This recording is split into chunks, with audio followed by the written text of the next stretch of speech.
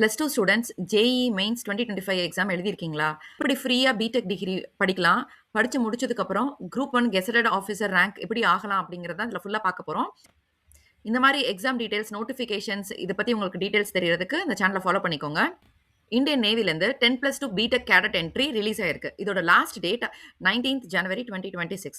12th PCM minimum 70%க்கு மேல இருக்கணும். ஜேஇஇ மெயின்ஸ் 2025 எழுதியிருக்கணும். நீங்க ஆல் இண்டியால நீங்க எவ்வளோ ரேங்க் வாங்கியிருக்கீங்கங்கிறத பொறுத்து உங்களுக்கு அடுத்த இன்டர்வியூ கால் ஷார்ட் லிஸ்ட் ஆகும். நீங்க ஆன்லைன்ல அப்ளை பண்ணணும்.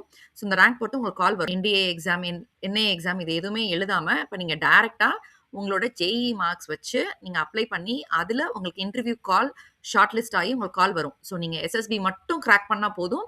உங்களுக்கு 4 வருஷம் பிடெக் டிகிரி பிளஸ் உங்களுக்கு கவர்ன்மென்ட் போஸ்டிங். ஸோ இந்த 4 வருஷம் பிடெக் டிகிரில உங்களுக்கு எல்லாமே included. Hostel, food, training, academics, நீங்க ஊருக்கு வந்து போற செலவு. ஸோ இந்த 4 வருஷத்துல எல்லா செலவுமே ஃபுல் அண்ட் ஃபுல் கவர்ன்மெண்ட் தான் பார்த்துப்பாங்க. ஸோ இந்த 4 வருஷம் முடிஞ்சதுக்கப்புறம் நீங்க வந்து டெக்னிக்கல் ஆஃபீசரா இந்தியன் நேவில கமிஷன்ட் ஆவீங்க. ஈக்குவலன்ட் டூ ஐஏஎஸ், ஐபிஎஸ் ரேங்க்குக்கு. மேல் அண்ட் ஃபீமேல் 2 பேருமே அப்ளை பண்ணலாம். இதோட last date 19th Jan. So miss பண்ணாம இந்த ஆப்பர்ச்சுனிட்டி யூஸ் பண்ணிக்கோங்க.